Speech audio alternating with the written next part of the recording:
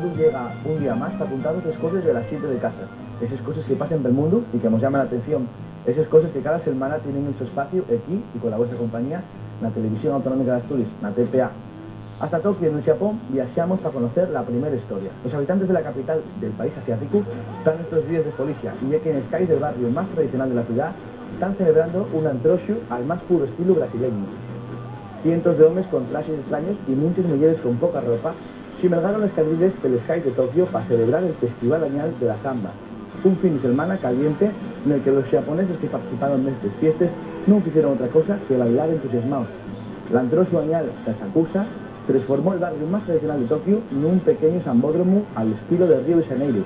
Y fue todo este sábado pasado con más de 500.000 personas que estuvieron celebrando esta peculiar fiesta en la que los japoneses pusieron la música a la altura lleva, de algo de veres extraño para la so silenciosa sociedad. La idea de transformar el barrio en un antroshu surgió hace 27 años, cuando el alcalde de entonces pensó que podría ser una buena idea para animar el barrio con alguna actividad nueva. La gran cantidad de inmigrantes brasileños que viven en el país hizo el resto. Y ya que los vencellos de Brasil y el Japón remontense a principios del siglo XX, cuando Brasil se convirtió en el país latinoamericano que recibió el número más grande de inmigrantes japoneses. Casi un siglo más tarde, los descendientes de aquellos inmigrantes tornan a Japón y Brasil a la guerra de oportunidades, la segunda economía líder más grande del mundo. Los brasileños alcanzan ya la cifra de 300.000 habitantes mestizos nipones. Los participantes de este antroshu caminaron bailando alrededor de 1 kilómetro hasta llegar al templo Sensoji, en el centro neurálgico del barrio de Asakusa. El espectáculo latino está ganando posiciones paso ante paso a festivales más tradicionales. Para muchos de los militantes, la samba convierte en el entretenimiento mayor que pasen en todo el año, y en el momento para quitarse los habituales trajes de trabajo y ser quien a ser uno mismo. Una rotura con la vida diaria, una sociedad rígida, meticulosa y muchas veces frayedora. Aquí tendremos que esperar a primeros de 2008 para pasarlo bien en los muchos antroshus que se celebran por toda Asturias.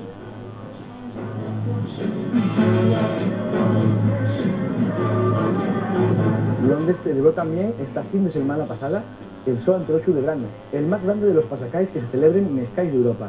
Miles de amantes de la folicia llenaron el barrio de Notting Hill, donde se celebra este desfile de xilios a los coches que pasaban contestando con los pitos. Pero en unas horas Londres convirtióse en una ciudad de locos. Gente de todas las edades participó en el antroshu que se celebró estos días en el barrio londinense de Notting Hill, con un marcado ambiente afrocaribeño y la mayor de las concentraciones de gente para un antroshu de verano en toda Europa. El lema de este año era Set all free, liberáilos a todos, y quería hacer acordanza del bicentenario de la abolición del Reino Unido del comercio transatlántico de esclavos. El antroshu de Notting Hill entamó a celebrarse en el año 1965 y entamó la comunidad de Trinidad que vive en Londres. El primer antroshu, que tuvo lugar después de los disturbios raciales que españaron el barrio entre blancos y negros de los indios occidentales a finales de los 50, los residentes afrocaribeños trataron de recrear el espíritu, la alegría y el color de los festivales de la parte del mundo de la que venían. Este antroshu de Notting Hill llegó este año al número 43 de las 2 ediciones y está considerada la mayor fiesta nakai del mundo, nada más superada por el antroshu de Río de Janeiro. El ambiente es familiar y festivo y a lo largo del percorrido les llamáis steel bands interpreten instrumentos de percusión metálicos que animen la folicia y a los camiones cargados de gente que a antroxada baila al ritmo de la música.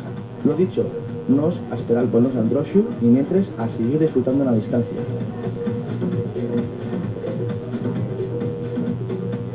Y para la noticia que bien voy a poneros en el lugar de los hechos. Imaginen, Segunda Guerra Mundial, los alemanes ataquen desde el aire y en sin descanso al Reino Unido.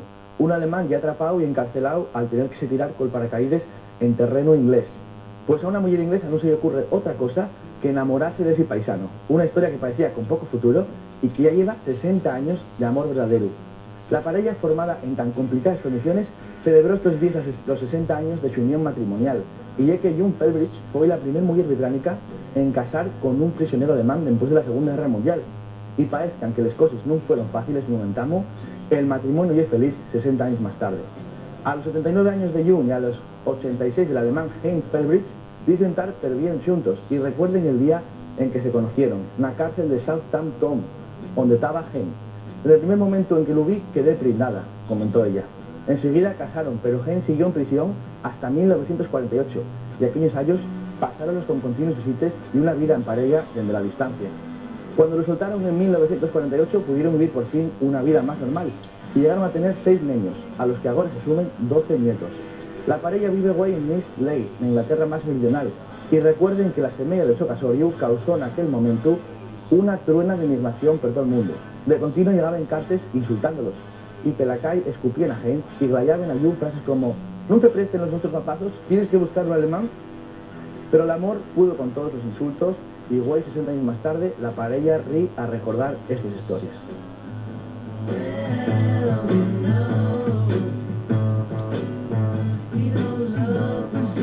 Hasta Indonesia vamos para falar agora de cocodrilos, y es que los criadores de este animal van a pasar mucha fame si el gobierno de este país asiático no termina con la prohibición que entamó a poco allá sobre la venta de reptiles y productos hechos con la sopa y ella. Los que están pagando esta medida están siendo los cocodrilos, que muertos de fame esperen la llegada de perres para que los amos puedan mercar comida. El criadero de cocodrilos que ven en las imágenes está situado en Assam, Kubang, 11 kilómetros al oeste de Medan, la capital provincial de Sumatra del Norte. Hasta hace poco todo iba bien con el negocio de la cría de cocodrilos, pero una orden de prohibición del gobierno sobre la venta de cocodrilos, de los huevos y demás productos de este animal está haciendo que los más de 2.800 reptiles que viven en esa explotación estén pasando fame. Para intentar compensar la imposibilidad de vender los productos del cocodrilo, la granja entamó un espectáculo con la idea de atraer turistas. En el espectáculo, unos monos bien valientes quitan cachos de plátano a los cocodrilos de la propia boca. Pero este negocio no daba tanto y cada día hay que mercar más de una tonelada de pitu para alimentar a la población de cocodrilos. Además, el gobierno no deja vender crías de cocodrilo, con lo que la venta a otros países tampoco lleva una solución. El dueño de la granja, que tiene más de 80 años, dice que esta ya es la peor crisis para el negocio desde que entamó a dedicarse a ello va más de medio siglo. El dueño no sabe qué hacer y cómo alimentar y sin tener perres a todos los cocodrilos.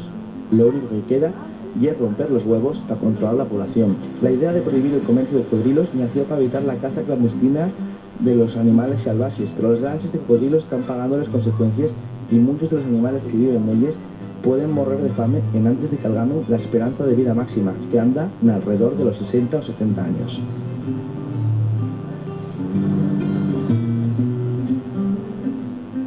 Desde Indonesia viajamos a tierras más frías y vamos hasta centro Europa, y el que Suiza aconsejó a miles de personas para ver las mejores acrobacias aéreas en parapente del mundo.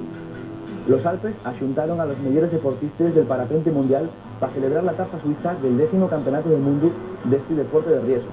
El sábado 25 de agosto participaron 42 deportistas y 9 equipos de acrobacias sincronizados en Villeneuve, bien cerca de Ginebra. Los deportistas llegados de países tan distantes como los Estados Unidos y la Argentina para participar en este festival de las acrobacias vieron ganar a un participante francés, Antoine Montan, que hizo la mejor muestra del manejo de un parapente de todo el campeonato.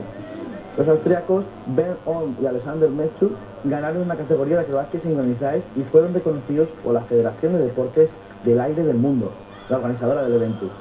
El Sorau tuvo lo bien difícil para escoger al ganador, pero a través del nivel de dificultad de las acrobacias y de la precisión en la realización de las figuras y de los aterrizajes, pudieron determinar a los deportistas ganadores de este espectáculo aéreo tan original.